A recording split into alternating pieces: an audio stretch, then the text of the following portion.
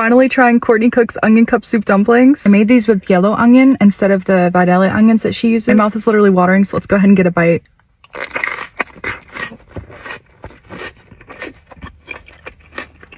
Everyone has to try these.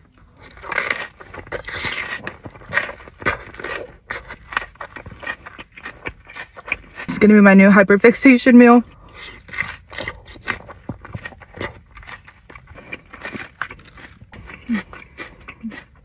I bet this would be so good with onion boil cups.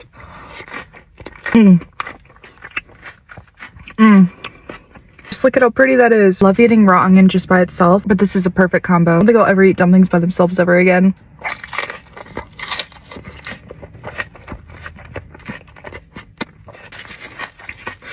Also, the onions make this like way more filling somehow. This is 10 out of 10, guys. Also, we do not waste this sauce.